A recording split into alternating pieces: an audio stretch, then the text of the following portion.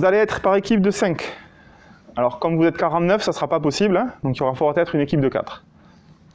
Et si vous êtes 48, il y aura peut-être 2 équipes de 4. Donc, paniquez pas trop, mais il ne faut pas qu'il y ait que des équipes de 4.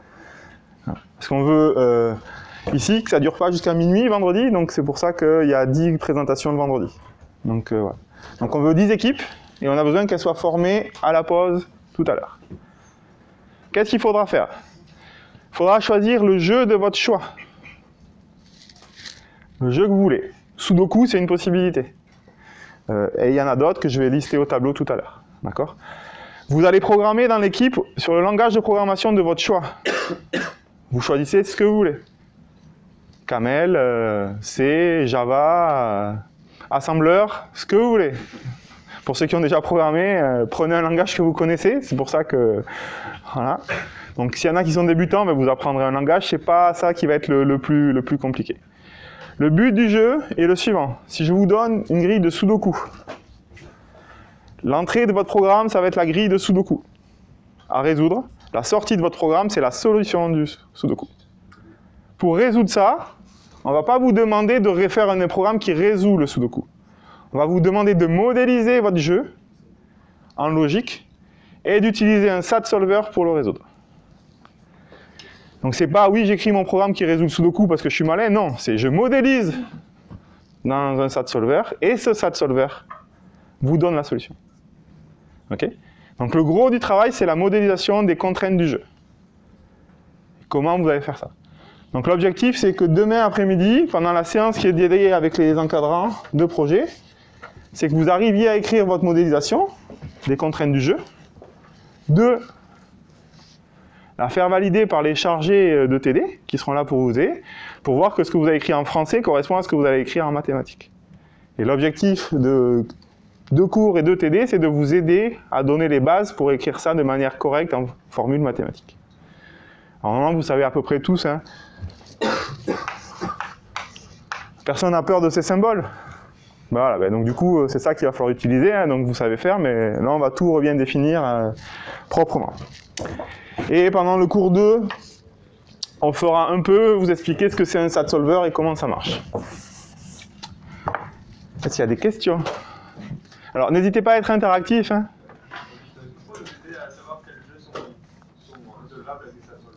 Ouais, alors, tous les jeux où on joue à 2 joueurs, comme les échecs ou les dames, c'est trop compliqué. Donc ça, c'est pas possible. Il faut des jeux où il y a une sorte d'énigme à résoudre, comme le Sudoku, on vous donne une grille et un joueur tout seul peut le résoudre.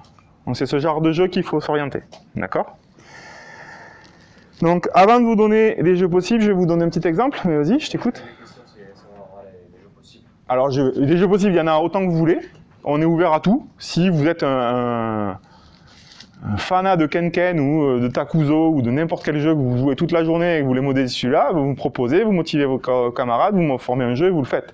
Nous, on va juste valider que c'est possible. Voilà. Il y a des jeux, c'est pas possible. Voilà. Oui. Du coup, pour former son équipe, il faut choisir des gens qui vont utiliser le même langage que nous. Pas obligé. Il faut juste que dans l'équipe, vous puissiez travailler ensemble. Donc, tu peux défendre ton langage, ça peut être un critère. Hein. Okay. Voilà. On va faire un petit sondage. Qui c'est qui a déjà fait du C? Levez la main. Qui c'est qui a déjà fait du Java? Okay. Qui c'est qui a déjà programmé en programmation fonctionnelle? Ok. Qui c'est qui a fait du PHP? Si vous voulez faire en PHP, bon, moins. Donc voilà. Donc C, Java, programmation fonctionnelle, c'est à peu près, voilà. Vous allez la trouver. Qui n'a jamais programmé? Il y en a un là-bas, mais c'est pas grave, lui, il ne doit pas faire. Mais ça tombe bien. Donc voilà. Donc tout le monde a déjà programmé dans un langage. Et grosso modo, ce qu'on va vous demander, c'est générer des fichiers texte et lire des fichiers texte. Au niveau de la difficulté des langages de programmation, c'est ce qu'on veut, parce qu'on ne veut pas d'interface graphique qui clignote. Hein. On veut juste... l'utilisateur, il vous donne un fichier texte sous le format que vous avez défini pour modéliser votre jeu. Donc vous imaginez bien la grille du Sudoku, hein. Ça va être 1 étoile, 2 étoiles, 9 étoiles, vous rentrez vos chiffres, vous parsez ça, et puis derrière, vous modélisez. Ça va? C'est challenging, hein, je sais, il y a 5 jours. On m'a dit que vous étiez super bon et super fort, donc allons-y, hein. Faisons-nous plaisir. Des questions? C'est pour ça que vous avez... Qui n'a pas réussi à installer de SAT Solver sur son ordinateur? Très bien, ben, il ne faudra pas vous mettre dans la même équipe. Voilà. Donc du coup, c'est pour ça que vous avez installé un SAT Solver avant, ça a dû vous prendre 1 heure, et on gagne tous 1 heure, donc 1 heure x 50, 50 heures de gagner. Hein. Donc voilà. Tous les SAT Solver prennent en entrée un format d'Emacs, donc vous allez du tout réussir à lui donner à manger un format d'Emacs, donc je vais juste rappeler au début comment ça marche, et du coup ce que vous aurez à faire, c'est à partir de votre modélisation mathématique, que vous aurez compris, vous allez dire, pour ce fichier d'entrée, je génère mon fichier d'Emacs, que je donne à un SAT Solver, il me donne la solution, et j'interprète la solution. Alors je me rappelle que la variable x31, ça veut dire la case 3 à droite, hein. Moi j'en sais rien, hein. C'est vous qui débrouillez. C'est clair pour tout le monde ? Voici l'objectif. Voilà.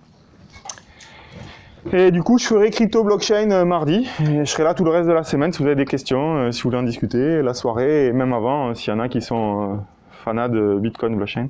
Qui a des Bitcoins? Très bien. Il y a une personne riche dans la salle. Félicitations, jeune homme. Tu les as achetés ou tu les as minés? Non, achetés. Mais j'ai déjà essayé de miner aussi. Ok, très bien. Qui a déjà miné? Ok, non. Très bien. Alors, commençons par un exemple de projet.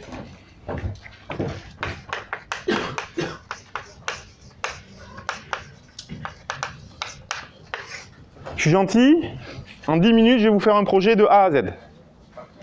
Ok, j'ai choisi exprès pour qu'il soit facile et pour que vous compreniez, et puis que je puisse le faire en 10 minutes et pas comme vous en 10 heures. Ok? Donc c'est le problème des pigeons.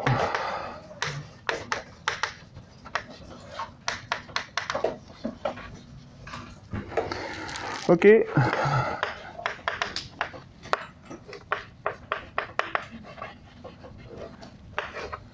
Voilà le sujet. Vous avez N nid et P pigeons.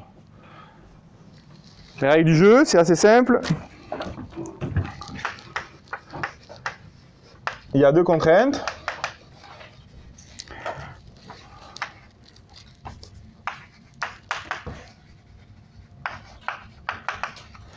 Chaque pigeon est dans un nid. Jusque-là, tout va bien. Et il y a au plus un pigeon par nid.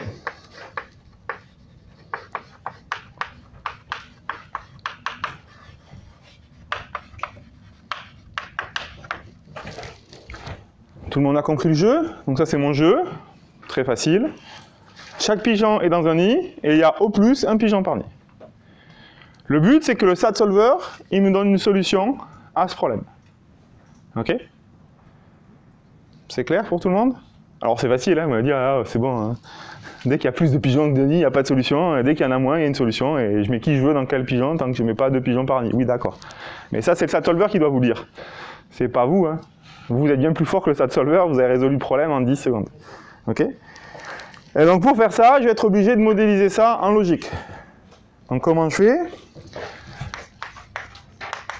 Donc je pose un prédicat qui s'appelle P de IJ. Ok? Qui veut dire le pigeon I est dans le nid. Donc là, commence votre travail de modélisation. Vous avez compris les règles, vous savez résoudre 36 instances du Sudoku, félicitations, vous êtes champion du monde du Sudoku. Maintenant, il faut le modéliser. Donc je pose PIJ, un prédicat qui dit que si ça c'est vrai, alors le pigeon I est dans le nid J. Ok? Ça c'est moi qui ai choisi. J'aurais pu faire différemment, mais j'ai choisi de faire comme ça. Et donc ici, ma première contrainte, et ma deuxième contrainte, il faut que je les modélise. Comment? Avec ce prédicat, j'écris la première contrainte. Est-ce qu'il y en a qui ont des idées? Ouais? On veut vérifier qu'il y a un unique. On veut vérifier qu'il y a un unique I. Ouais. Tel que. Pour tout J, ouais. Il existe un unique tel que PJ est vrai. C'est pareil dans l'autre sens. Pour tout I, il existe un J tel que PJ est vrai. Et PIJ est vrai. C'est ça qu'on va faire. Première contrainte. C'est un unique là. Hein? Un unique. Ben là, non, il y a un, il n'y a pas unique. J'ai pas dit que c'était... Ouais, mais bon, ça va suffire. Ouais, mais si un pigeon est dans le nid, c'est un peu grave. Ouais, ça fait mal. Je suis d'accord. Le problème, c'est que les SAT Solver, le unique, il n'existe pas. Et vous êtes obligé de le modéliser tout seul. Donc tout à l'heure, j'ai bien mis que 2 symboles et j'ai pas mis le existe avec point d'exclamation. Donc celui-là, on n'a pas le droit. Donc à chaque fois qu'il y aura unique dans les trucs de TD, n'écrivez pas il existe unique, non, il faut écrire les contraintes qu'il faut avec des et des ou pour le modéliser. Oui. Après, le deuxième, c'est pour tout, I1, I2, J, P, I2, J, et P, I2, J, implique I1, I2. J'écris parce que je suis pas... Là, il faut, tant que c'est pas écrit, j'arriverai pas. Donc il faut que tu répètes plus fort.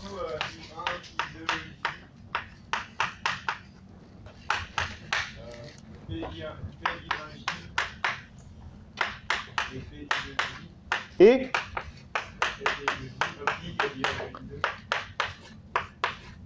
I1 égale I2 ? C'est ça que tu m'as dit ?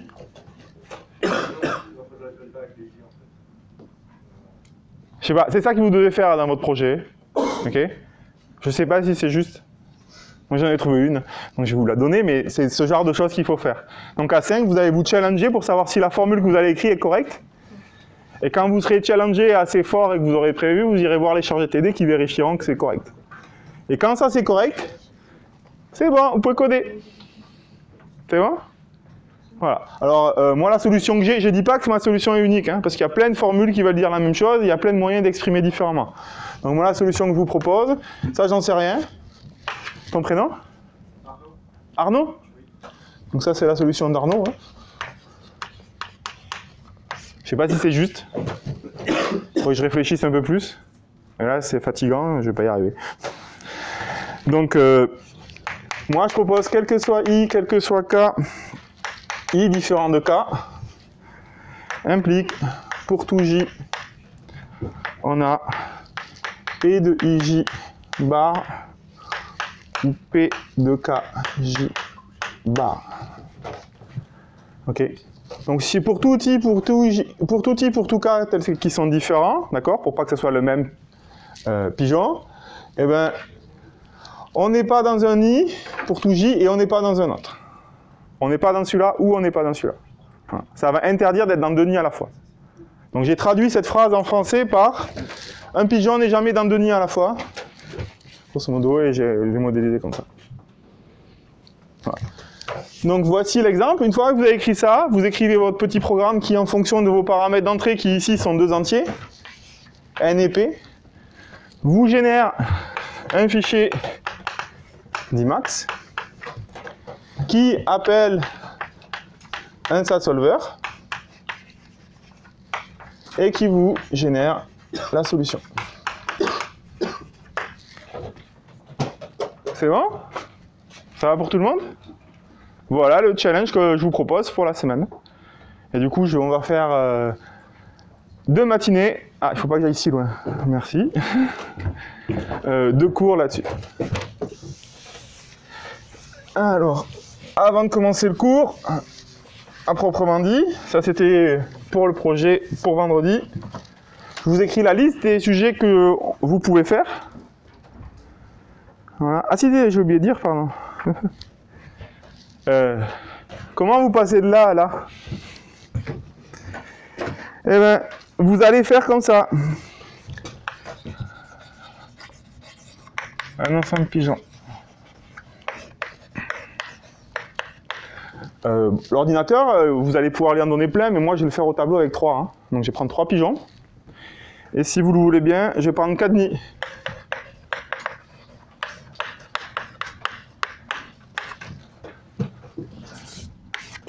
Donc j'ai 3 pigeons et 4 nids. C'est bon? Et du coup, comment je modélise ça? Eh bien, cette première contrainte, je vais la transformer. C'est-à-dire que je vais faire une expansion. On verra ce que ça veut dire dans le deuxième cours. Donc je vais tout écrire, tout ce qui est possible sur PIJ. Ok? Et j'écris XIJ à la place de PIJ. D'accord? Parce que j'ai plus l'habitude d'écrire comme ça, il y a moins de parenthèses et j'irai plus vite. Et donc ça veut dire que j'ai XA1 ou XA2 ou XA3. C'est bon? Pour tout I, il existe un J tel que ça, c'est vrai. Eh bien oui. Pour le premier A, j'ai celui-là, ou celui-là, ou celui-là qui est vrai. C'est bon? Ben, ok. Et x B1 ou x B2 ou x B3. D'accord? C'est pareil pour le deuxième nid. Et dessous, je vais écrire quoi? Pareil pour le troisième nid. Donc, et x c'est 1 ou x c'est 2 ou x c'est 3. Donc là, j'ai modélisé pour moi, mon ensemble ici, toutes les possibilités. Et il faut me dire qu'il faut aller jusqu'à 4. Hein.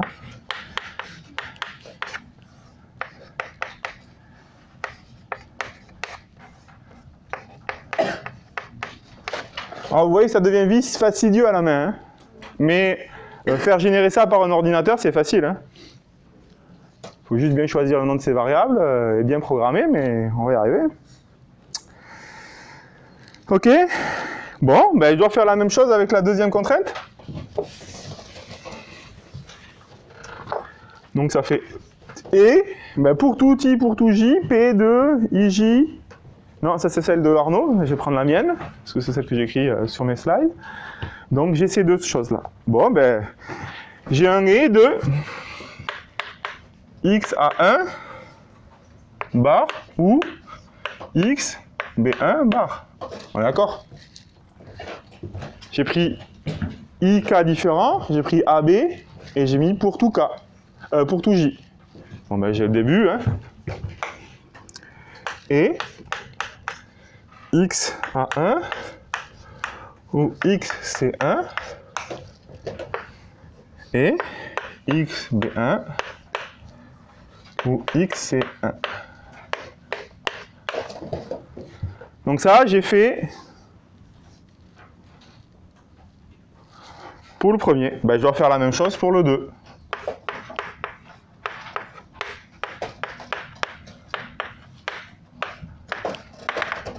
Je vous laisse écrire la suite, hein, mais voilà. Vous avez compris? C'est bon? Et donc ça, vous allez pouvoir maintenant l'écrire en format d'Imax. Parce que ça, c'est exactement le format d'Imax que vous avez lu. Donc je vais vous rappeler, avant de commencer le cours, le format d'Imax. Est-ce que ça va pour tout le monde? Ok? Oui, non? Qui est perdu? Ok, qui a compris? Ah, c'est pas mal, il n'y en a qu'une dizaine qui dorment, ou qui écrivent.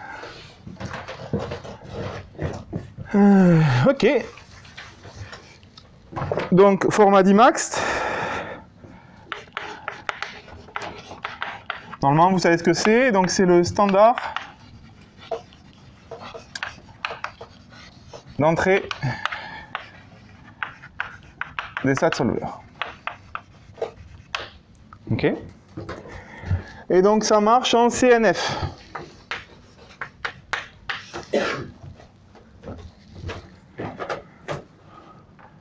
Conjonctive, normale forme. Donc comme ça on va voir dans le cours ce que c'est. D'accord. Bah, vous avez bien compris, hein, c'est des et de ou. C'est que des et de ou. Donc c'est des fois de multiplier.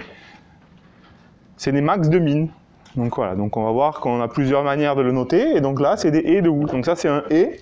Ça c'est un ou, et on a fait des et de ou. Ok, donc i, c'est la im variable, moins i, c'est la négation de la im variable. Donc ça c'est le format d'Imax. Voilà. Et ça se termine par 0. Voilà. Mais ça, normalement, vous avez dû tous lire le petit PDF que j'avais envoyé, et vous avez dû tous tester un format d'Imax de base sur votre StatSolver. Alors vous imaginez même pas la chance que vous avez, parce que ça, c'est super rare d'avoir un format d'entrée unifié pour tous les solvers. Donc ça veut dire que vous allez pouvoir utiliser les solvers que vous voulez. Et peut-être que le solver A va vous trouver une solution, alors que le solver B va vous trouver une solution différente. Parce qu'un StatSolver, dès qu'il trouve une solution, il s'arrête. Dès qu'il existe une solution pour toutes ces formules, il vous dit « Oh, j'ai trouvé, mais XA vrai, XC vrai, etc. etc. » Il ne vous énumère pas toutes les solutions. Par contre, s'il n'y a pas de solution, il vous dit « C'est faux. Il n'existe pas de solution. Donc s'il n'existe pas de solution, tous les SAT solvers vous diront qu'il n'existe pas de solution. Par contre, s'il existe une solution, tous les SAT solvers ne vous donneront pas la même solution. Parce qu'il y a des stratégies pour être plus ou moins efficaces. Et tous les SAT solvers ne mettront pas le même temps. Donc une fois que vous l'aurez codé, testez 30 SAT solvers différents, c'est juste facile, il suffit de l'installer et dans votre ligne de programme, au lieu d'appeler le SAT solver glucose, vous allez peut-être installer Picat ou un autre. C'est vrai? Ça va? Cool. Ah. Tant que personne ne se plaint, j'avance. Hein. Faut... Ne soyez pas timide. Hein. Vaut mieux que vous vous plaigniez aujourd'hui que demain.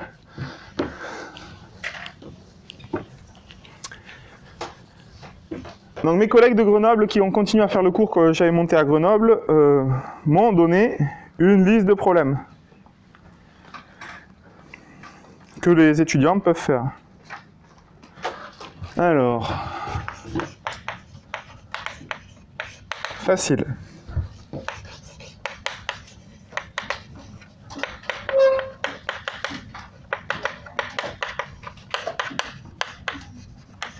En 5 secondes, je vais expliquer ce que c'est. NREN, vous devez positionner NREN sur l'échiquier de telle sorte qu'elles ne se mangent pas les unes par rapport aux autres. Donc une reine, c'est super facile. 2 reines, vous allez arriver. Et voilà, arrivé à un moment, c'est plus possible. Donc voilà.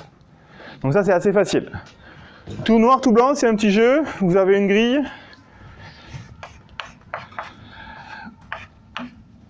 Une grille, vous commencerez par du 3-3, mais vous pouvez l'étendre. Quand vous cliquez ici, ça modifie les couleurs des cases adjacentes. Et le but, c'est de partir de n'importe quelle situation et d'arriver à faire une combinaison de clics pour arriver à avoir une carte toute noire ou toute blanche à la fin. Question au fond? Tout va bien alors. Voilà, donc ça, c'est 2 problèmes faciles à modéliser. Oui? Tout noir, tout blanc, c'est à chaque fois qu'on clique, on change les adjacences. Et peut-être celui du milieu, mais on regardera les vraies règles, je sais jamais. Mais donc, ce qui serait intéressant, c'est plutôt la meilleure manière de... Ah non. Ah, oui, ça serait intéressant, mais coder en SAT solver que c'est la meilleure, c'est super dur. Ok? Tu peux, mais ça demande un effort supplémentaire.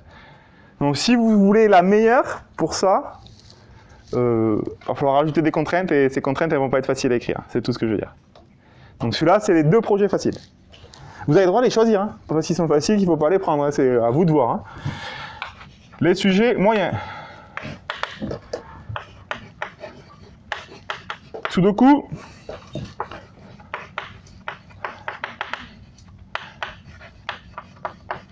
Coloration de graphe. 3 couleurs. Hein. Donc voilà. Alors après, désolé, je vais parler un peu japonais. Nori nori. Futushiki. Dozun fuwari.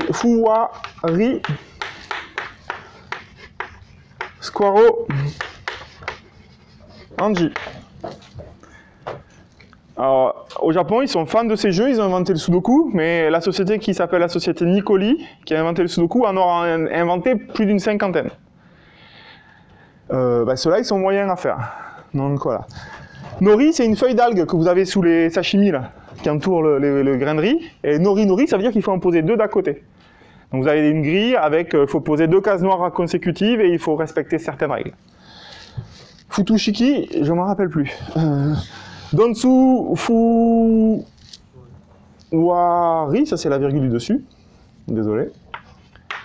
Alors il y en a une, ça veut dire ballon, et l'autre, ça veut dire pierre lourde. Donc il ne faut pas laisser des ronds blancs et des pierres noires, telles que les ronds blancs soient en haut et les pierres blanches touchent le sol. C'est un peu compliqué, mais bon, vous trouverez les règles sur Internet. Squaro, ça s'appelle aussi binario. Il faut placer des 0 et des 1 dans une grille qui respecte des contraintes. Pas 3 0 1 consécutifs, pas 3 1 consécutifs, autant de 1 et de 0 par ligne et par colonne, pas 2 colonnes identiques. Et Anji, donc ceux qui jouent à Picross sur leur téléphone, c'est un jeu où vous avez le nombre de cases noires, le nombre de cases blanches par ligne et par colonne, et il faut redessiner un dessin. Voilà. Vous tapez ça sur Internet, et puis vous voyez, c'est ETC, hein. Vous pouvez nous proposer plein de jeux. Hein. Si vous en avez un, vous adorez, on discute 2 minutes et on vous dit si c'est possible ou pas. Bon, 3 difficiles.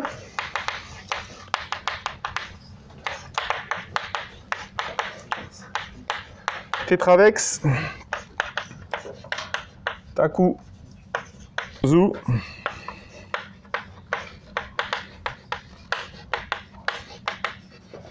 Et Ashiwo Kakero. Voilà. Alors tout cela, je suis sûr qu'ils ont été faits parce que pendant toutes ces années à Grenoble, c'est tous les projets qu'on a récupérés des étudiants. Et il y en a, les étudiants ont bien galéré, où c'était des étudiants très forts. Il y en a des étudiants moyens, et il y en a, c'était des étudiants qui ont trouvé ça facile et qui ont fait un super projet. S'il y a 10 projets sur les rennes, ça ne me pose aucun souci. S'il y a 10 projets sur Tetravex, ça ne me pose aucun souci. Le but, c'est que vous choisissez quelque chose qui vous plaît pendant cette semaine. La seule contrainte, c'est que vous avez jusqu'à 10h30 pour choisir. Allez, 11h. Voilà. OK? Pour choisir quel sujet vous voulez faire et avec qui. Donc à la fin du cours, on vous laisse, et à la fin, on veut 10 équipes. C'est écrit sur une feuille. Vous vous battez, vous disputez, vous mettez d'accord, vous connaissez votre voisin, votre voisine. Voilà.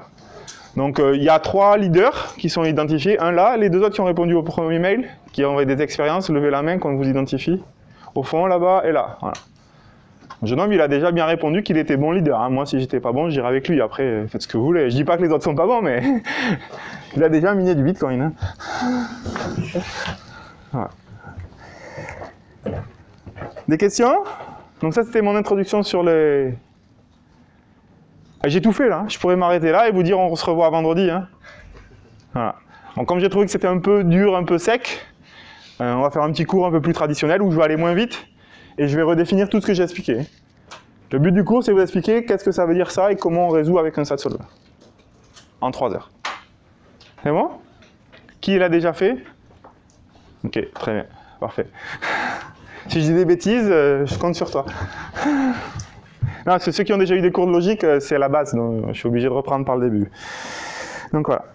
Sachant que la deuxième partie de la semaine, ce sera avec Cataline, qui va arriver demain, si j'ai bien compris, ou ce soir, voilà. Ça sera sur la vérification de programme, et ça utilisera le logiciel Coq. Et donc Coq, vous allez passer votre temps à écrire des formules comme ça, avec quel que soit l'idée existe. Et Coq, c'est un assistant de preuve qui, pour vous, va faire les raisonnements que je vais expliquer pendant les 2 premiers jours. Donc, voilà. Donc il va faire tout pour vous automatiquement. Ok? Donc si vous êtes super fort et que vous avez tout fini avant, vous pourrez même refaire le jeu en Coq, ce qui devrait vous prendre pas beaucoup de temps si vous êtes super fort. Voilà. Et derrière, vous avez les 3 experts de Coq, s'ils ne dorment pas, ils peuvent lever la main. Un rouge, un bleu, un jaune, normalement. Ils dorment. Levez la main. Can you raise your hand if you speak English? Ouais, wonderful. Il y en a un qui parle anglais, mais il y en a 3 qui parlent Coq.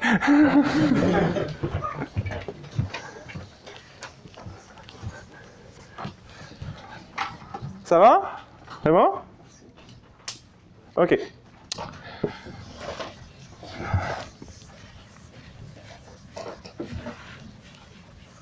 Dimax, il prend n'importe quel CNF. Mais si vous arrivez à les passer en 3 SAT, où les formules, il n'y en a que 3, il y a certaines SAT solvers qui iront plus vite. Donc ça peut valoir le coup aussi, si vous voulez optimiser le programme, de prendre une formule Dimax, de la transformer en 3 SAT et de donner au solver.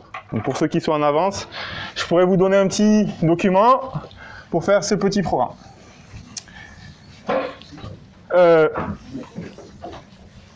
Sur les groupes, il faudra le nom du jeu que vous allez faire. Ok? Le nom et prénom des gens, votre adresse mail, et surtout derrière, le pseudo ou l'identifiant que vous avez choisi sur le Git. Parce que pour chaque projet, je vais, cet après-midi, pendant que vous ferez la mission crypto, vous créer un Git pour que vous puissiez travailler de manière collaborative. Parce qu'il n'y a pas moyen qu'il y en ait un qui écrit un bout de phrase, un bout de code, qu'il passe à l'autre sur une clé USB. Non, ça c'est fini. C'était quand j'étais petit qu'on faisait ça. Maintenant, c'est bon. Il y a un serveur Git, je vais vous créer un Git par projet, et vous pourrez utiliser Git pour collaborer. Qui a déjà utilisé Git? Fabuleux. Ceux qui n'ont pas utilisé Git, vous ne mettez pas tous dans la même équipe. C'est tout ce que j'ai à dire. C'est une autre contrainte. Je pourrais écrire toutes les contraintes et qu'il y ait une équipe qui fasse les contraintes pour jouer au jeu, mais voilà. Donc interdit que tous les débutants en Git se mettent ensemble. Ok? Voilà.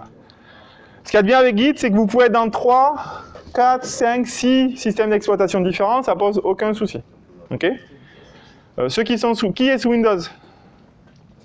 Qui est sous Linux? Ok. La guerre de l'encodage a commencé il y a 5 ans, 6 ans, 7 ans, 8 ans. C'est toujours pas fini. Donc UTF-8 et le reste, ISO latin, vous risquez d'avoir des problèmes de caractères spéciaux, donc vous allez vite le résoudre au niveau de l'utilisation de Git. Oui? Oui, oui. Pause technique, dis-moi. J'ai pas commencé le cours. Ah, c'est pas le cours? Ah, non. D'accord. Donc tu peux faire tous les réglages que tu veux. C'était l'entraînement. Je demande à Petro, mais on sait pas trop. Voilà, je te fais signe, c'est maintenant. Voilà. Pas signe? C'est maintenant que je commence. Le cours? Oui. D'accord. Ah ouais, quand même, sur 1h30, j'ai cramé une demi-heure pour le projet. À un moment, il va falloir que je rattrape au retard. Hein. Voilà. C'est maintenant que je commence. Là, c'était l'échauffement, donc il a pu faire tous les réglages qu'il voulait pas, ou qu'il voulait. Il a vu comment je me comportais, et ça allait.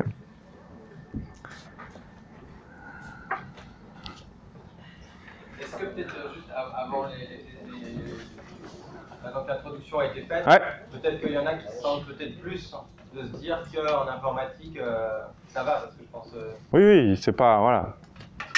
Je suis arrivé au chiffre de 12 volontaires. Je ne sais pas si vous savez ce que vous avez signé. Ce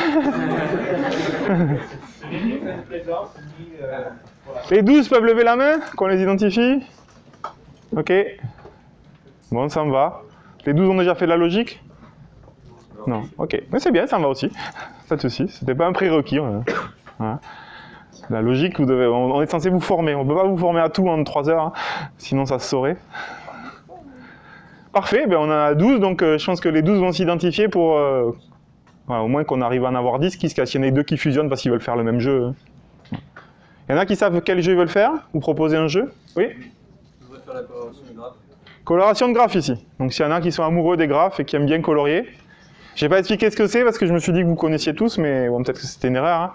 Vous avez un graphe avec des sommets et il faut qu'il n'y ait pas plus de... Un sommet ne doit pas être adjacent avec un autre sommet de la même couleur. Et vous avez 3 couleurs pour colorier votre graphe. C'est un problème très difficile. C'est un problème NP complet, donc voilà. Mais les SAT solvers savent le résoudre. Par contre, si vous donnez un graphe à 1000 sommets, vous attendez pas qu'il ait fini avant l'école d'été. Hein. Donc voilà.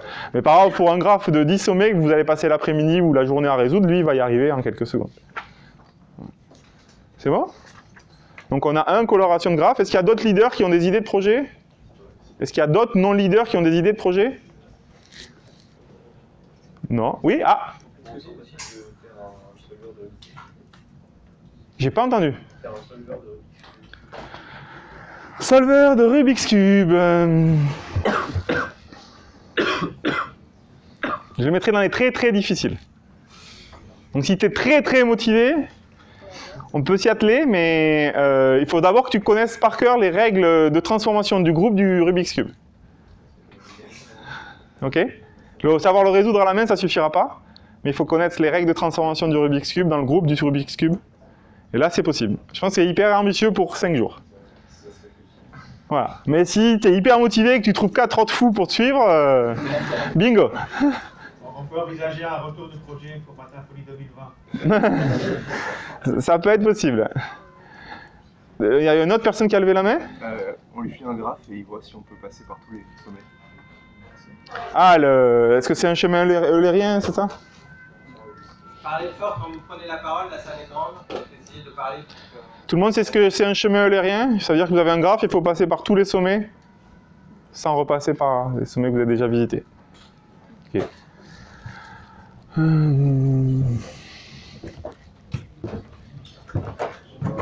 Ça va être assez compliqué. C'est comme le solitaire. Si vous savez jouer au solitaire avec des boules là qu'on déplace, c'est compliqué parce qu'il y a une histoire de dynamicité. Il y a un ordre dans lequel on fait, donc ça devient assez compliqué à modéliser en logique propositionnelle.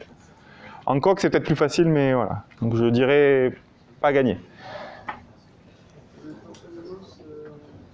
Pentomino? Vous avez X pentomino, il faut les placer sur la grille? Ouais. C'est faisable. Je ne dis pas que c'est facile. Le problème de l'encodage de chacune des cases et de comment de vos règles, vous allez vous arracher les cheveux.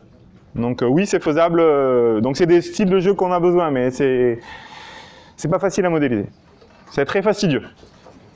Mais pourquoi pas. Pour l'explication des autres projets, c'est sur votre site parce que par exemple, moi, Photoshop, je ne sais pas c'est quoi. Ah ouais, ça il faut Google pour trouver sur Google parce que je l'ai oublié, mais dès que vous montrez le jeu, je peux vous l'expliquer quoi. Voilà. Donc n'hésitez pas à faire Google, Wikipédia, tout ce que vous voulez. C'est des jeux japonais, donc c'est souvent des grilles avec des trucs assez graphiques à comprendre. Il y a 3 règles. Voilà. Pentomino, il y a plein de règles en fait. Et chaque règle va être très compliquée à exprimer quoi. Tu vois. Et ça va être l'enfer. Donc je ne ferai pas moi si j'étais vous. Ouais. En termes de modélisation, je pense que le Rubik's Cube est plus simple. Le Rubik's Cube, il est dur parce qu'il faut maîtriser le sujet avant de passer. Donc il y a une grande étape. Il y a une école entière sur les groupes dans le Rubik's Cube. Quand tu veux, chef vidéo, moi j'attends. Hein. D'accord. Ok, vas-y. Ah, ok, vas-y. Super, bah, bienvenue au premier cours, parce qu'il fallait attendre pour la vidéo. Donc ça c'est fait, les réglages sont faits. Donc le but c'est de faire une introduction à la logique. Donc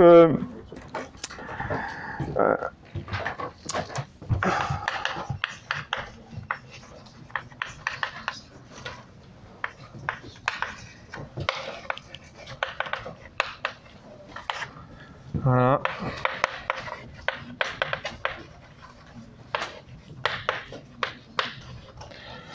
Donc c'est un cours que j'ai monté quand je suis arrivé à Grenoble grâce à Michel Lévy qui a enseigné pendant de nombreuses années, qui est maintenant à la retraite depuis quelques années, et mon collègue et ami Stéphane Devise. Donc nous sommes les 3 auteurs du livre qui s'appelle Introduction à la logique et base de la déduction automatique ou quelque chose comme ça. Donc vous aurez tous les prolongements de ce cours, c'est aux éditions Ellipse pour ceux qui veulent avoir plus de détails, et je vais vraiment suivre ce qui est fait dans ce cours. Le but du cours, c'est de montrer que la logique et les outils, c'est possible, et qu'on peut faire la déduction automatique à partir d'outils basés sur la logique. Donc c'est vraiment une révolution, et c'est vraiment quelque chose d'important qui, à mon avis, devrait se généraliser. Et pour vous donner mon rêve, j'aimerais que dans les conférences, on ne soumette plus des preuves en fait. On soumet des programmes COC ou de n'importe quel prouveur automatique, et que le reviewer il a juste à les exécuter, vérifier que c'est correct, et il a juste à vérifier le modèle, et pas à vérifier que les preuves sont correctes. Il y a trop de papiers dans toutes les disciplines qui sont soumis, ils sont acceptés, ils sont considérés comme justes, et 10 ans après, quelqu'un trouve une faille et le résultat est faux.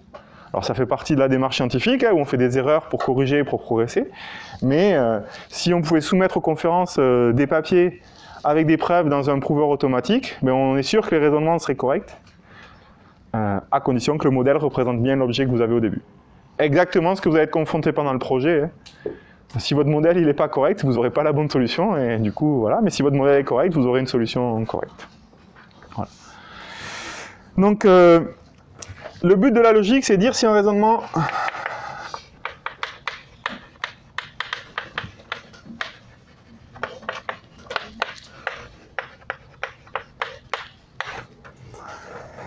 Et donc, on va définir ce que c'est un raisonnement. Donc, c'est un moyen à partir d'hypothèses pour arriver à des conclusions.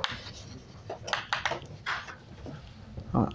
Donc, vous avez un ensemble d'hypothèses et vous voulez savoir si à partir de cet ensemble d'hypothèses, votre conclusion est vraie ou fausse. Donc, c'est ça qu'on va vouloir dire. OK ? Donc, petit exemple.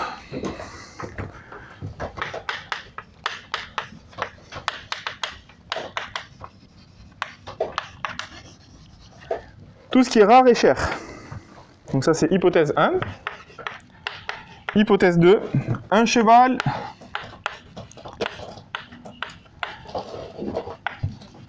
bon marché est rare. Conclusion. Un cheval bon marché est cher. Tout va bien? Ça ne pose de problème à personne. Alors ce raisonnement est totalement correct en logique. Le problème, c'est la sémantique derrière. Ça vous choque. Un cheval bon marché est cher, non, là c'est pas possible. Donc c'est les problèmes de sémantique. Mais en logique pure, c'est totalement correct. La logique se contrefiche de ce que ça veut dire bon marché est cher. Il vous dit juste, il y a quelque chose de vrai, quelque chose implique autre chose, et on fait des raisonnements. Donc ça, c'est le but de la logique. Ça risque de vous arriver pendant le projet. D'avoir modélisé des choses et de dire des choses qui ne veulent rien dire, et à vous à le détecter et à changer la sémantique. Donc maintenant, si je rajoute H3,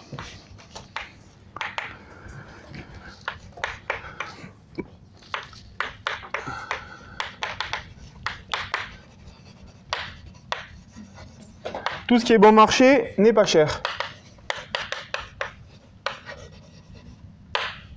Et bien ici, là, la logique va pouvoir vous dire que avec H1, H2, H3, eh ben, ce sont des hypothèses contradictoires.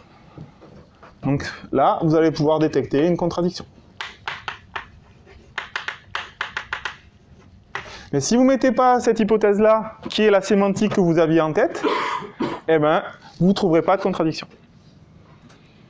Donc voilà le but de ce cours, de vous expliquer comment tout ça fonctionne et comment un outil automatique va pouvoir arriver à contradiction ou à une conclusion qui vous dit qu'elle est valide. C'est bon? Petit historique, je me dois de lister au moins... allez, j'ai choisi 5 grands noms, mais j'aurais pu en choisir plus. Ils sont tous morts, je suis désolé.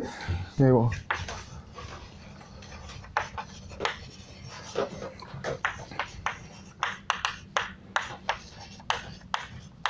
Le premier, c'est Georges Boole, donc, qui est à quelques années, hein, il est mort il y a très longtemps.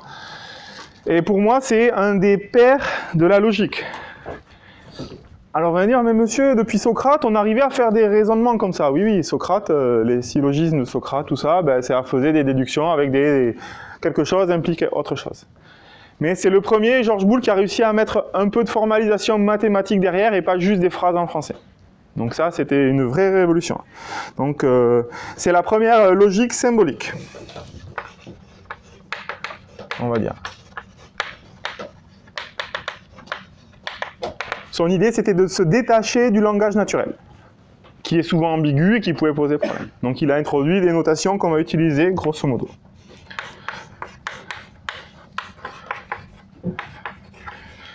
Donc Frege, Gottlob Frege, 1848-1925.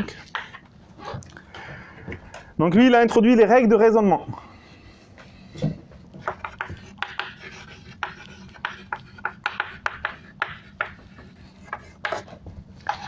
Et la théorie de la démonstration.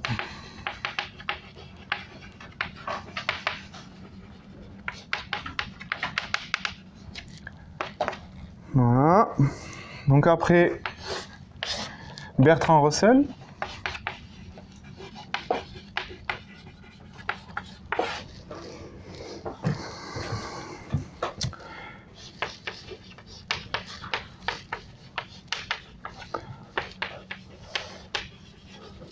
Donc c'est le premier qui a mis en avance des paradoxes. Il est très connu pour le paradoxe de Russell, qui propose des paradoxes et qui a trouvé des choses qui n'étaient pas très bien définies dans certains systèmes.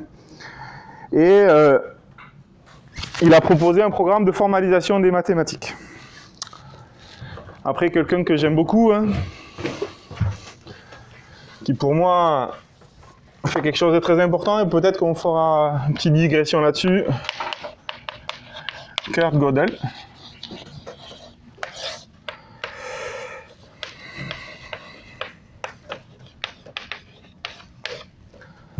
Qui connaît le théorème de Gödel? Ok, bon, mais ceux qui ne connaissent pas, vous allez avoir un choc. Les autres, vous aurez encore un rappel dessus, mais ça fait toujours bizarre. Ok. Il a fait un grand théorème, le théorème de Gödel, qui s'appelle le théorème d'incomplétude.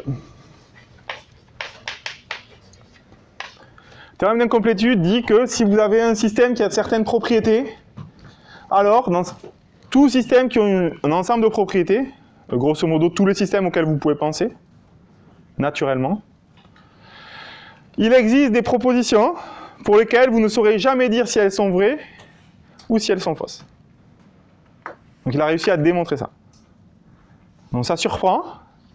Donc on en donnera peut-être un exemple à la fin du cours si j'ai le temps.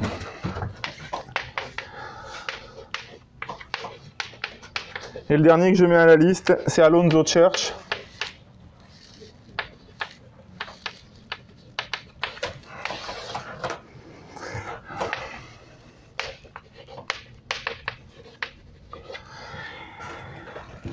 Et qui a inventé le lambda calcul, et qui une représentation calculatoire pour faire des démonstrations, et qui est très utilisée. Et... Voilà. Je ne sais pas si Cataline parlera plus du théorème de Church, mais c'est, je sais pas. Donc voilà, pas sûr, mais voilà. Donc ça, c'est des grands noms de l'histoire de la logique. Et bien sûr, il y en a d'autres. Quelques petites applications très connues.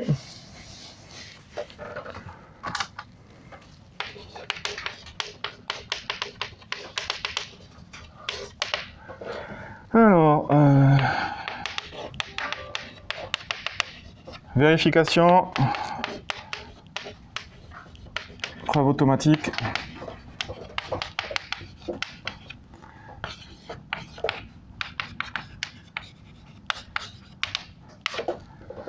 Donc, des systèmes de preuve automatique, Coq, vous verrez ça dans la deuxième partie de la semaine. Vous aurez une introduction à Coq, si j'ai bien compris ce qui va se passer. Et des outils de vérification, il y en a pour la sécurité, donc ça c'est dans mon domaine. Mais il y en a aussi pour la safety. Voilà. Il y en a aussi pour le hardware, etc., etc. Donc vérifiez que ce que vous avez conçu est correct et fonctionne bien. Il y a des Parisiens parmi vous? Il y a des Toulousains parmi vous? Ok. Donc quand vous prenez la ligne 14 à Paris ou le métro à Toulouse, il n'y a pas de chauffeur. Au début, c'était une révolution. Eh ben, pour montrer que tout va bien se passer, qu'il n'y aura pas de problème, ça a été vérifié avec des outils de logique. Donc la vérification automatique a servi pour la ligne 14 Météor. C'est un des grands succès de la vérification automatique pour montrer que tout va bien se passer, qu'il n'y aura pas de problème. Voilà. Il y a eu d'autres projets avec Airbus. Donc je connais des collègues qui ont travaillé sur le projet avec Airbus pour vérifier que les avions volent bien et qu'il n'y ait pas de problème. Donc on demande un niveau de sécurité où on demande des preuves automatiques. Et dans les niveaux de certification, les niveaux les plus élevés en certification pour la sécurité des avions ou la sécurité des systèmes informatiques, c'est de prouver avec une preuve automatique qu'il n'y ait pas de bug. Voilà.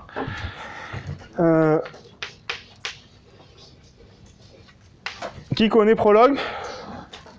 Très bien. Interdit pour le projet. Parce que vous n'avez même plus besoin de SAT Solver, il va vous trouver la solution tout seul en fait. Prolog, c'est un langage de programmation inventé en France, dans le sud de la France, où on utilise les raisonnements logiques pour programmer. Et c'est très très efficace justement pour programmer tout ce qui est logique. Donc voilà. Donc voilà les applications, c'est de plus en plus caché, vous le voyez de moins en moins, mais c'est important. Donc l'objectif, c'est de modéliser un problème, d'écrire en langage naturel pour le faire en logique. Ça va? Ok.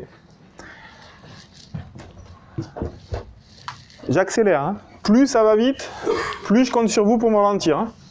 Voilà. Là, je ne pouvais pas trop aller plus vite, mais là, je devrais aller vite. Ça, c'est la négation. Non X.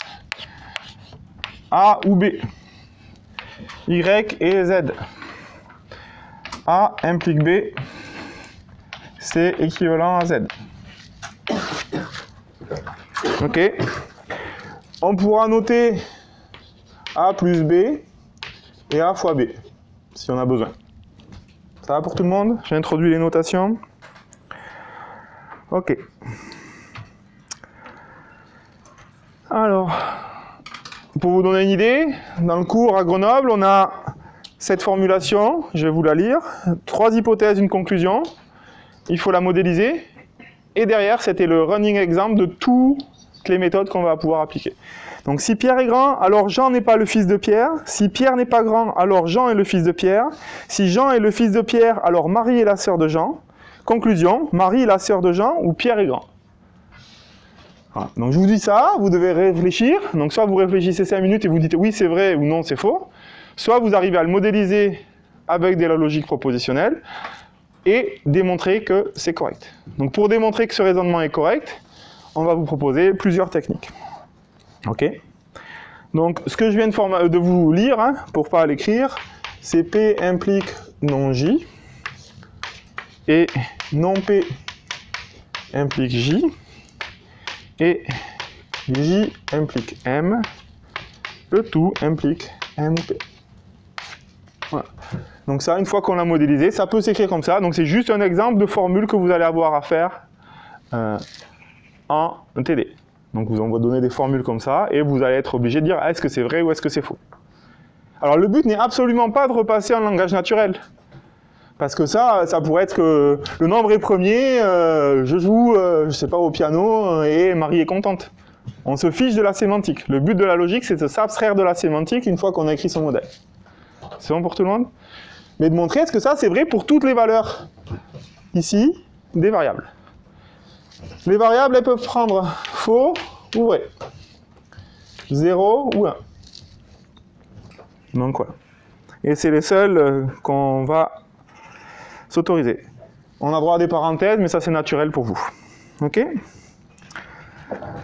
Alors...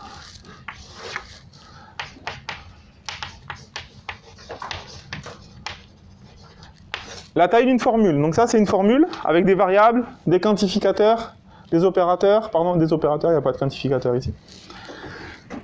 La taille d'une formule. Notez norme de A. Donc la norme de vrai, c'est égal à la norme de faux, c'est égal à 0. Si A est une variable, alors norme de A c'est 0. Norme de non A c'est égal à 1 plus norme de A. Norme de A rond B, c'est norme de A plus norme de B plus norme de A. Voilà une petite définition récursive de la taille d'une formule. Voilà. Je ne sais pas si j'en aurais besoin, mais comme ça c'est fait, ça prend 30 secondes et ça permet, si j'ai besoin de faire des preuves sur les tailles, de pouvoir les faire. Ok.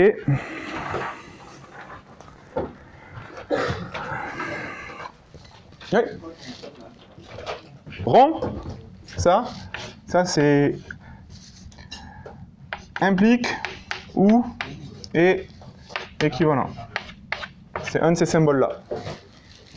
Alors félicitations aux super élèves du fond, hein, mais j'aurais bien aimé que les autres vous me posiez la question. Donc dès qu'il y a quelque chose de pas clair, il faut lever la main comme l'a fait le chef, pour donner l'exemple. D'accord? Je peux oublier de vous dire des choses, n'hésitez pas. Et merci Petrou. Ok. Donc priorité, juste pour qu'on se mette d'accord.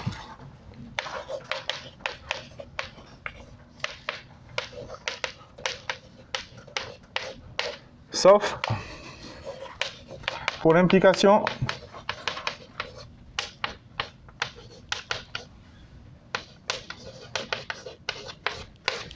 pour tous les opérateurs, on a la priorité à gauche, sauf pour l'implication où on a la priorité à droite. C'est juste au cas où vous voulez pas mettre des parenthèses quand vous écrivez, eh ben, qu'on soit d'accord, et c'est ça les règles qui sont utilisées. Ok? Conseil, mettez plein de parenthèses. Ça coûte pas cher, vous payez pas l'encre. Quoi, si vous la payez, mais bon. Voilà. Ça facilitera la lecture. Et surtout qu'en fonction du langage de programmation et des modélisations que vous allez choisir, je ne sais pas où c'est qu'il va les mettre, les parenthèses. Donc, mettez des parenthèses. Ok. Assignation d'une formule.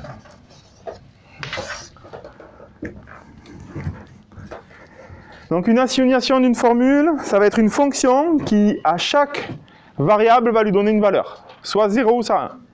C'est bon? Donc, c'est noté A de V. Ok? Donc, si V de X, c'est égal à 0, V de Y, c'est égal à 1, un petit exemple. Alors, x ou y de v, ça vaut quoi? Donc ça, j'ai ma valuation v qui associe x à 0 et y à 1, que vaut pour la formule x ou y v, ben ça vaut 0 ou 1. Et 0 ou 1, ça vaut 1. D'accord? Donc une assignation, c'est une fonction qui, pour chaque formule d'une variable, y associe une valeur.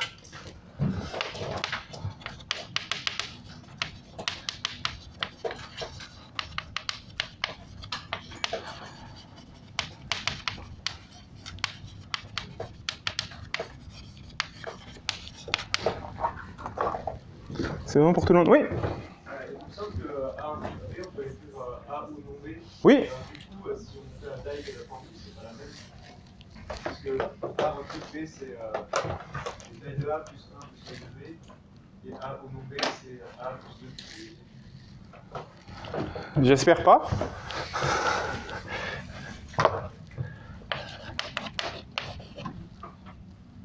Ok. Ah si, non mais c'est vrai. Non, c'est bon, c'est normal. Tu veux que cette formule elle soit plus compacte que celle-là? Elles sont équivalentes, mais elles n'ont pas la même taille. La taille, c'est pour raisonner sur le nombre d'opérateurs, en fait. Tu as raison. Elles sont équivalentes logiquement, on va le voir, c'est le slide d'après. C'est juste après, ça arrivé. Mais elles n'ont pas la même taille. Ça pose pas de problème. Ça va permettre de faire des récurrences sur la taille des formules pour prouver des résultats, en fait. C'est bon? Mais tu as raison. Rien de choquant. On parle de la taille, on ne parle pas de la véracité des formules. Très bonne remarque, merci.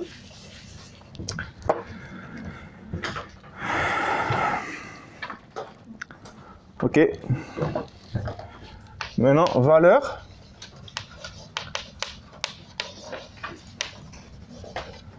Alors ça c'est hyper important parce que c'est là qu'on se met d'accord sur la sémantique. Hein. Que vaut une valeur? Donc l'assignation de x à v, c'est égal à v de x. Très bien. L'assignation de vrai, ça vaut 1. L'assignation de faux, ça vaut 0. L'assignation de non A, ça vaut 1 moins l'assignation de A et de V. Donc la négation, c'est 1 moins l'assignation du reste. Donc c'est là où je vous donne toute la sémantique de la logique. Ça va? La négation, ben, c'est l'inverse du reste. Donc si c'était 0, ben, ça devient 1 et réciproquement. Hein. Donc tout va bien. A ou B de V, c'est le max de A de V et de B de V.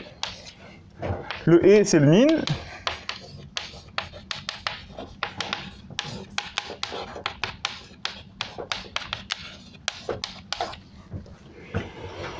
L'implication.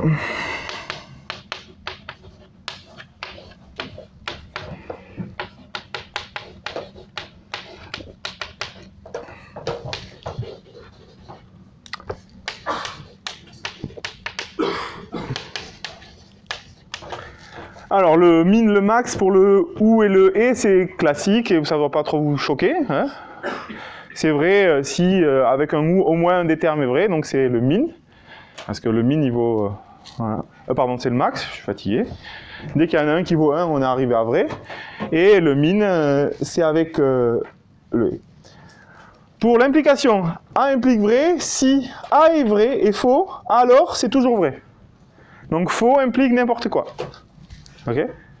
Et sinon, ben, c'est la valeur de B. Donc ça, c'est un peu moins classique. Et A équivalent à B.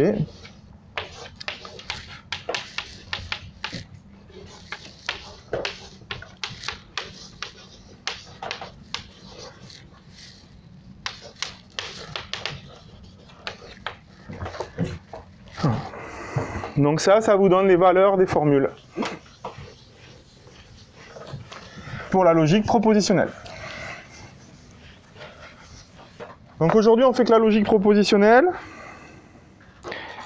Et demain, on devrait faire la logique du premier ordre rapidement. C'est bon?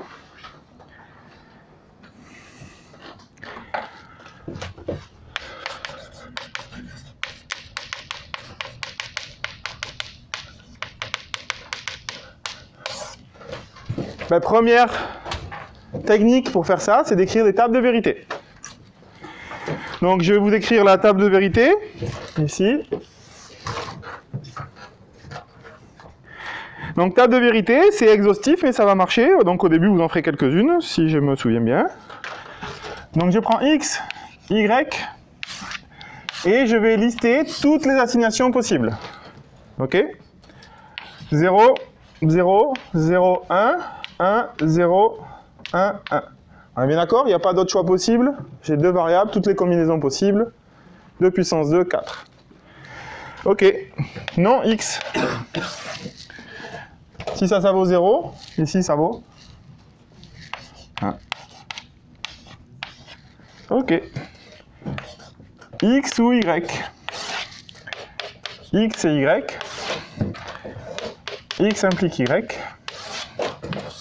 Et X équivalent à Y. Eh ben on va remplir le tableau, hein. Ou ça faut quoi? 0 1, 1, 1. Et 0, 0, 0, 1 implique 1, 1, 0, 1. Et ici 1, 0, 0, 1. Donc voilà. Et ben, pour toute formule, vous pouvez être exhaustif et tout écrire. Je vous ai dit variable, vous écrivez toutes les valeurs possibles, et vous faites ça. Donc ça, c'est un moyen de savoir si un raisonnement est correct ou pas. Oui? J'ai une question pour les valeurs. Oui.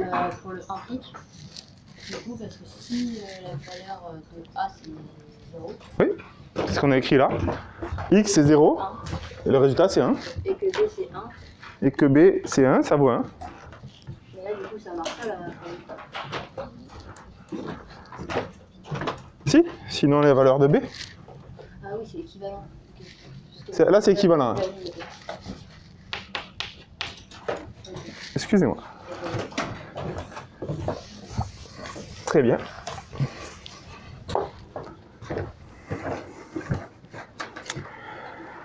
Ok, eh ben, pour vous convaincre, vous pouvez démontrer que X implique Y est équivalent à non X ou Y. Voilà.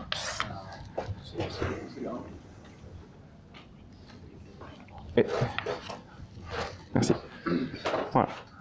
Donc ça, vous pouvez essayer de démontrer ça. Donc, il faut écrire la table de vérité de ça, la table de vérité de ça, la table de vérité de ça, la table de vérité de ça, la table de vérité de ça, la table de vérité de ça, et la table de vérité de tout ça. Voilà. Donc vous en ferez en TD, mais c'est juste pour vous montrer comment on peut faire. Ça va pour tout le monde? Ça demande 2 puissance le nombre de variables. Donc si dans votre Sudoku, vous avez 1000 variables, il faut faire une table à 2 puissance 1000. Ça fait beaucoup, hein. 2,64, il y a autant d'atomes que... C'est le nombre plus grand que le nombre d'atomes dans l'univers. Donc 2 puissance 1000, voilà. Donc quand vous aurez écrit votre modèle, peut-être que vous pourrez penser à un modèle où il y a moins de variables. Ça peut être une idée, si vous voulez que ça aille un peu plus vite. Donc, deux formules sont équivalentes si pour toutes les valeurs possibles, elles ont la même valeur. Ce que vous avez démontré ici, c'est que la colonne pour ça et la colonne pour ça, c'est exactement la même chose. Donc c'est ça qu'on va vouloir dire. Donc une formule est valide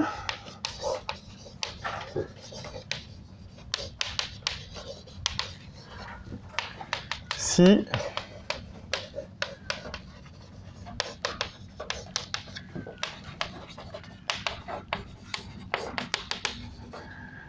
elle a 1 pour toute assignation. On appelle ça aussi une tautologie. Et on la notera aussi comme ça. Si besoin, ça revient.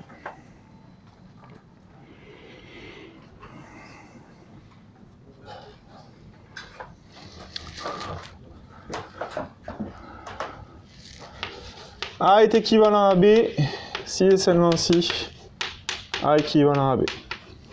Donc on va aussi utiliser ce résultat. Hein. Donc voilà, donc ça c'est le équivalent logique qu'on a défini là, et ça c'est le équivalent au niveau des assignations.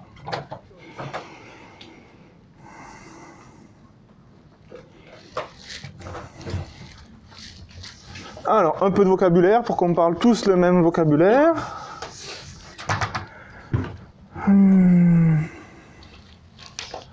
Un modèle V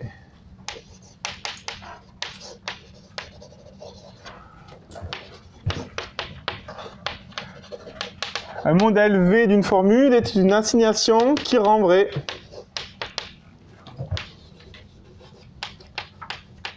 la formule.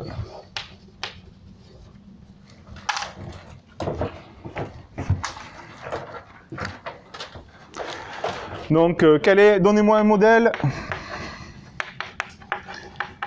de X implique Y.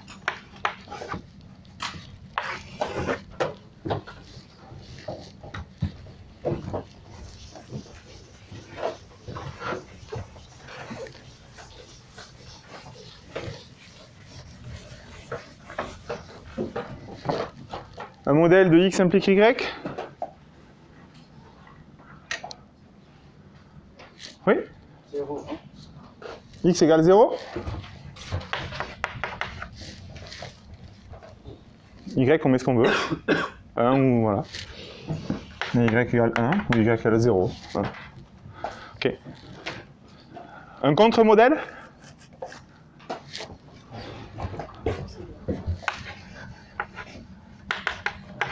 Un contre-modèle, X égale à Y.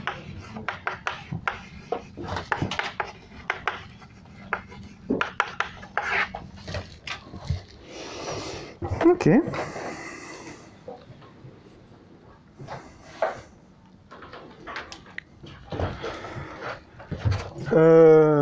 Pour un ensemble de formules, un modèle de l'ensemble de ces formules, c'est un modèle qui est vrai pour la disjonction, donc le et de toutes les formules.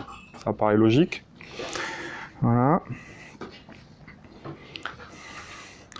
Donc une formule est satisfiable.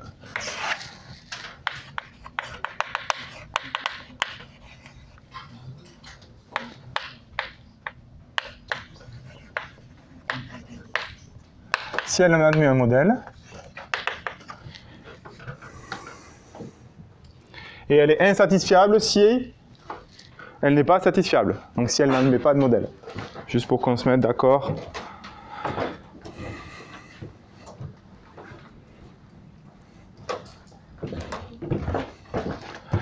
Donc voilà, petite précision, un petit panneau attention.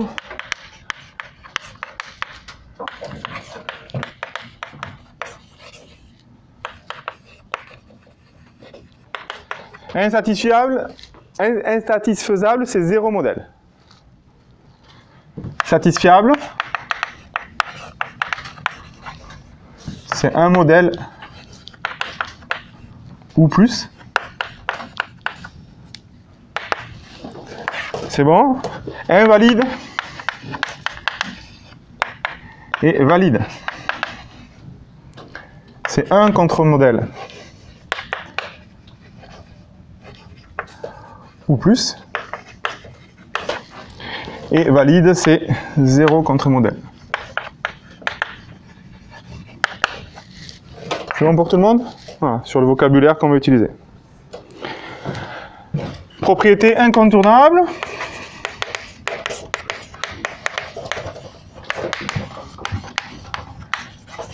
Que vous avez utilisé tout le temps. On a A1, AN,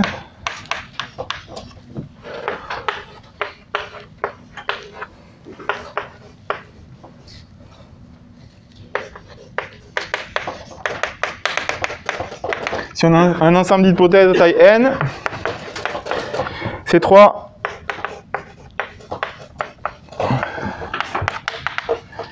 formulations sont équivalentes. Alors, soit un ensemble d'hypothèses A1 à N, ces ensembles d'hypothèses impliquent B. C'est équivalent à que HN implique B. Ok. Et c'est aussi équivalent à ce que H1, A1, AN est non B et insatisfaisable. Donc ça, vous allez vous en servir tout le temps dans les exercices. Ok. Montrer que ce raisonnement est vrai, c'est la même chose que dire que les hypothèses et la contradiction de la négation est insatisfaisable. Pourquoi vous utilisez le symbole trou au début et ensuite l'implication? Ça, c'est l'implication du symbole comme le et le ou qu'on a défini dans la logique, et ça, c'est la sémantique en fait. Donc c'est-à-dire qu'il faut que les assignations d'ici soient les mêmes que de l'autre côté. Donc c'est ça, c'est pas la même, c'est un problème de sémantique en fait. On aura toujours ces problèmes de notation, passer de l'un à l'autre. Donc voilà. Donc c'est tout ça est équivalent, et celle que vous utiliserez le plus, c'est celle du bas. D'accord? Pour montrer que quelque chose, un des raisonnements est vrai, vous allez prendre les hypothèses et la contradiction, la négation, et vous allez montrer que c'est insatisfaisable. Donc il y a 0 modèle. Ok?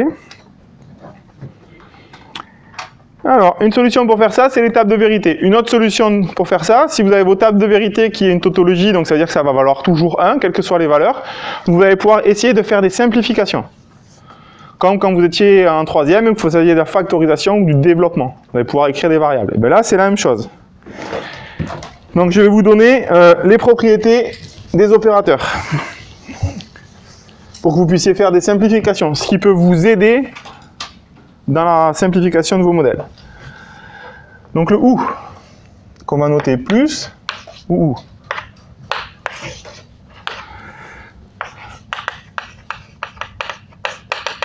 Associatif, commutatif et idempotent. Je m'explique. Associatif, c'est facile, vous avez l'habitude, c'est mettre les parenthèses comme vous voulez.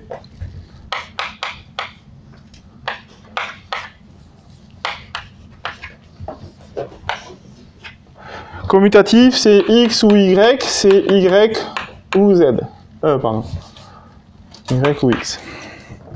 Et idempotent, c'est X ou X, c'est X. C'est bon? Ou, quoi, X ou X, ça vaut X. Ok.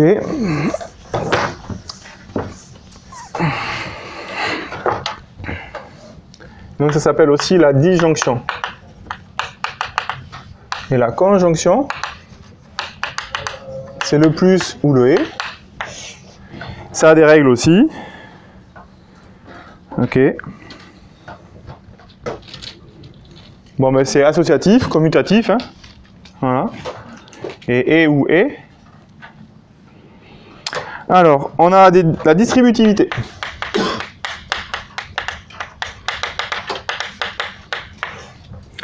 On a X et Y ou Z. C'est égal à X et Y ou X et Z. Donc ça, vous distribuez. Ok? Donc si ça c'est fois et ça c'est plus, c'est facile, c'est comme vous avez pris à l'école. Par contre, il y a la distributivité dans l'autre sens. X ou Y et Z, c'est X ou Y et X ou Z. Donc la première est naturelle pour vous, c'est ce que vous avez appris avec les fois et les multipliés. Et la deuxième est un peu moins naturelle, mais elle existe aussi.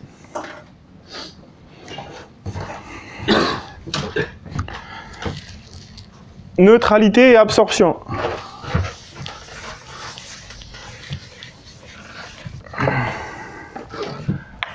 Zéro X, 1 et X, 1 ou X,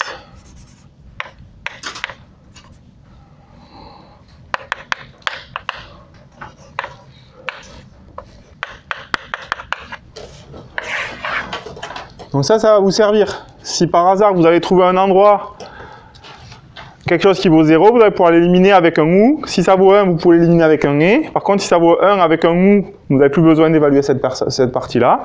Et si ça vaut 0 avec un et, vous n'avez plus besoin d'évaluer cette partie-là. Ok? Donc c'est des règles assez naturelles. Alors, loi de la négation.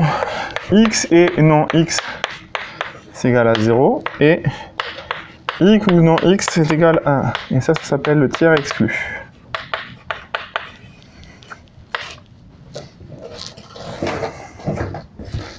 Voilà. Et de là, vous pouvez déduire que si vous faites cette hypothèse, non X égale à X. Bon, ça c'est facile. Donc je vous donne tout de manière exhaustive. Le tiers exclu, ça se discute. On peut savoir si on fait la logique intuitionniste ou la logique classique. Et donc ça, on ne va pas rentrer dans les détails. On va poser qu'on a le tiers exclu pour ce cours. Sinon, ça va être un peu plus compliqué. Alors, la négation, non X ou non Y, elle se distribue aussi.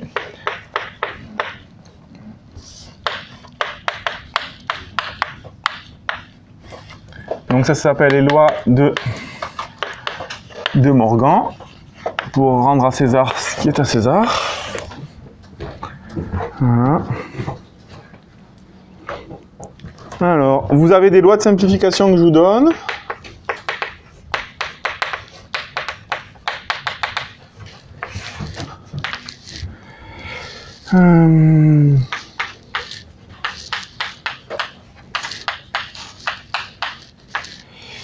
X et X ou Y.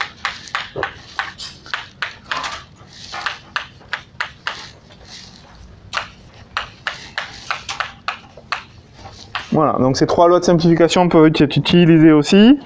Si vous avez X ou X et Y, bah, si vous développez, vous apercevez que vous avez X ou X, donc ça peut s'absorber. Et donc il restera X. X et X ou Y, ça fait X. Et X ou non X et Y, ça fait X ou Y. Alors, je vais avoir besoin de quelques petites définitions. Donc ça, c'était juste la sémantique, les lois, les propriétés. Donc ça peut vous permettre de démontrer des choses, dans un premier temps. Et maintenant, j'ai besoin d'un peu plus de choses.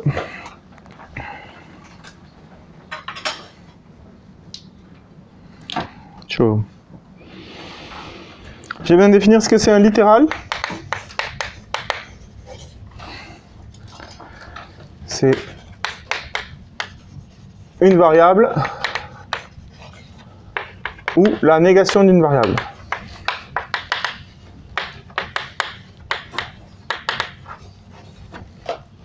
Donc ça, c'est un littéral. Un monôme, c'est une conjonction de littéraux.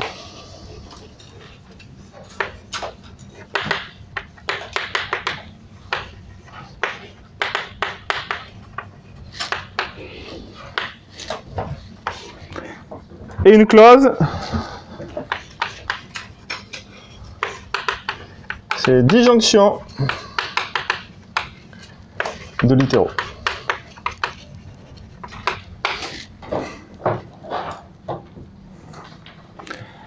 Et on va arriver aux formes normales. Forme normale. Donc c'est seulement des ou, des et des non. Voilà. Donc vous avez le droit d'utiliser des variables, des non, des ou. Et la négation. Pas d'implique, pas d'équivalent. Donc il faut tout enlever. D'accord? Donc ça c'est une forme normale. Et il existe deux formes normales. Ok. Une forme normale conjonctive et une forme normale disjonctive. Ok. Forme normale disjonctive, FND.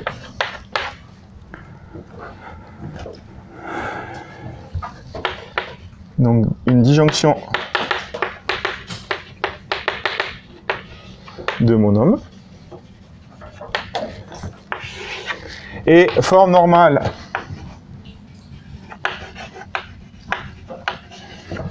conjonctive, FNC. c'est une conjonction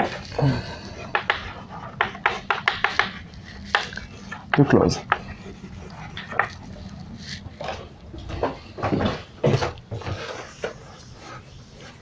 Le format d'Emacs, il prend une FNC.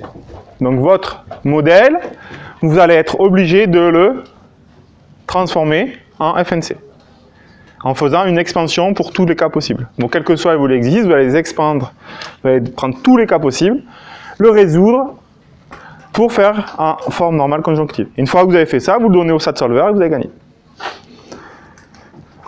Ok, donc vous allez en faire un TD. Algo. Pour passer en forme normale conjonctive, avant de passer ensemble à faire les groupes de projets. 1. Éliminer les équivalences. 2.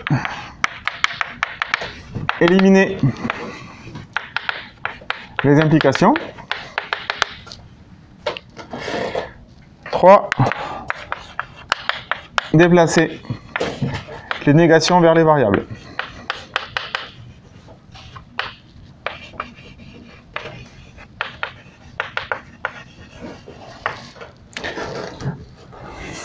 Alors, vous avez plusieurs moyens. Éliminer les équivalences, vous pouvez vous servir que A équivalent B, c'est A implique B et B implique A. Mais vous pouvez être plus rusé. Vous pouvez dire que A équivalent à B, c'est la même chose que non A ou B et non B ou A. Comme ça, vous gagnez une étape. Vous n'êtes pas obligé de resimplifier les implications. Ou vous pouvez vous dire que c'est A et ou B, ou non A et non B. Voilà. Donc si vous avez besoin, vous pouvez vous servir de ces deux choix. Élimination des impliques, c'est facile, vous n'avez qu'une règle à faire. Ça, c'est non A ou B. S'il y a une chose à retenir du cours, c'est ça. Hein. A implique B, c'est non A ou B. Si vous avez tous retenu ça, j'aurais pas perdu mes 3 jours. Ok. Pour les déplacements, ben non A ou A, non A, ça fait ça. Et les lois de De Morgan.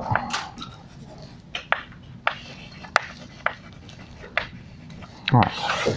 Donc en 3 étapes, comment transformer une formule en forme normale conjonctive.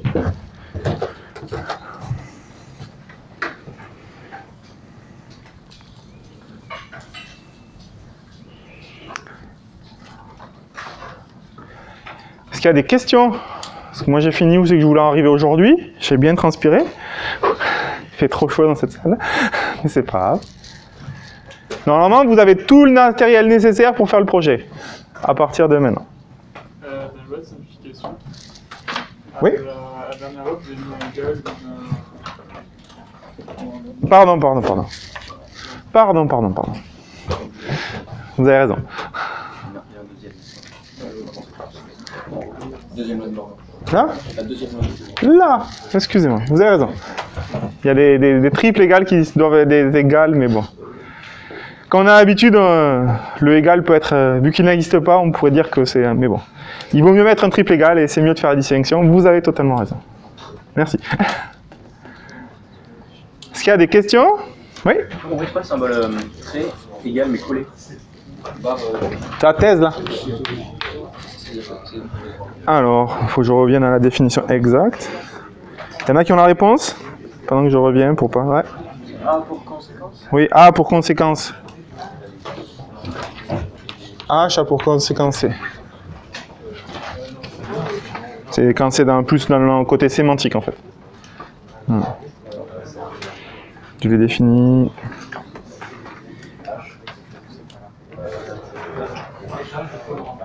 Et quand il n'y a rien à gauche, ça veut dire quoi?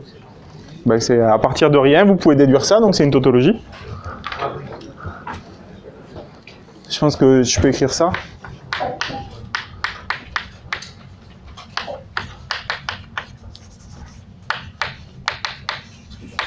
À partir de rien, je peux prouver que ça c'est tout le temps vrai. à partir de ça, je vais montrer que ça c'est vrai. Mais il me faut ça en hypothèse. Ça, c'est exactement comme ça que va raisonner Coq. Hein. Donc à partir de mercredi, vous allez faire beaucoup de choses comme ça. À partir de cet ensemble d'hypothèses, j'arrive à la conséquence que ça arriverait. Je ne me trompe pas, messieurs les coquets.